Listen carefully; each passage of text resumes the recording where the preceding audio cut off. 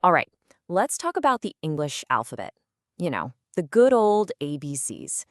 It seems simple enough, right? Just 26 letters we all learned as kids. But if you've ever been totally confused by English pronunciation, well, you're about to find out that those 26 letters are hiding a much bigger and way more fascinating story.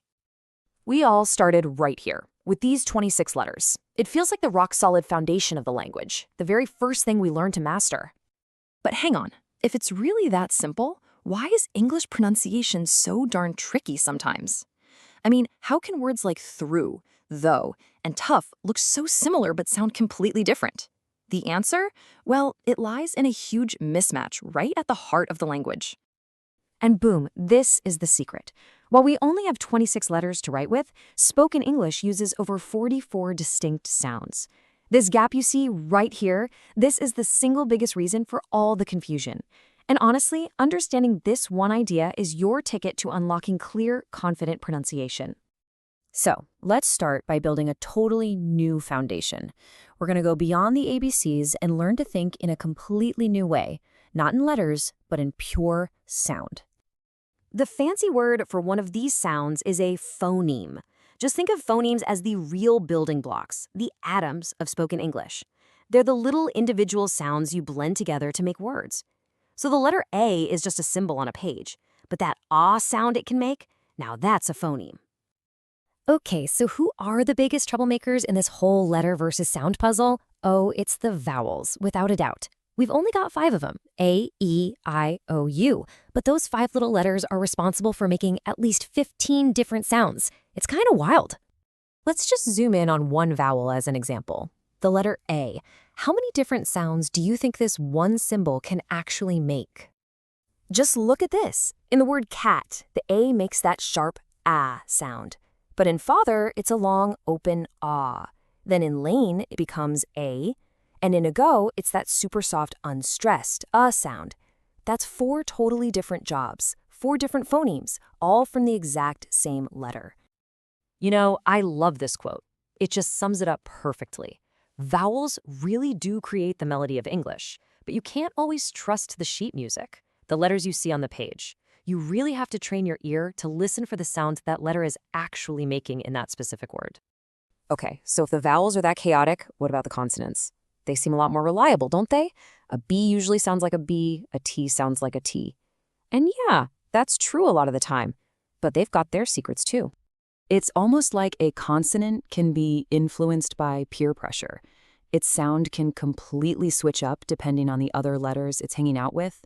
Its neighbors can bring out a totally different side of its personality. Just take a look here. The letter C in cat has that hard k sound, but stick it next to an I in city, and suddenly it softens to an S sound. It's the same thing with G. It's a hard g in goat, but it becomes a soft j sound like a J in giant. The key, so often, is the vowel that comes right after it. It completely changes its behavior. All right, let's talk about one of the most confusing things in English. Those letters that are written right there on the page, but you don't say them at all. I'm talking about the ghosts of the alphabet, silent letters. It feels totally random, doesn't it? I mean, why would you write a letter if you're not even going to pronounce it? Are they just there to make spelling a total nightmare? Well, not exactly. They're actually telling us a story. See, silent letters are basically linguistic fossils. They're clues to a word's past. That K in knife, it actually used to be pronounced hundreds of years ago. We just stopped saying it because it was easier. That B in doubt, scholars added in to show its connection to the Latin word dubitare. So these letters aren't mistakes, they're echoes of how the language has changed over centuries. Pretty cool, right? Okay, so we've seen how single letters can be real shapeshifters. But what happens when letters start teaming up? This is where learning to spot patterns becomes your absolute superpower. This is what we call a digraph. It's when 2 letters join forces to create one brand new sound. For example, S and H stop being 2 separate sounds and they merge into sh. These combos are all over English, and learning to spot them is a huge shortcut to better pronunciation. But even these patterns can be tricky. I mean, just look at the absolute chaos of the GH digraph. In tough, it makes an F sound. Okay, simple enough. But in through, it's totally silent. And in bow, it's also silent, but it messes with the vowel sound that comes before it. It's the perfect example of how wild and wonderful English can be. So, what's the secret to handling all this chaos? The most important thing is to change your mindset. Don't try to memorize hundreds of strict rules. You'll just drive yourself crazy. Instead, train your brain to recognize the patterns. The more you read and listen, the more these patterns will just start to feel natural. Exposure is your absolute best friend here. So let's quickly recap the big ideas here. First, always remember, there are way more sounds than letters.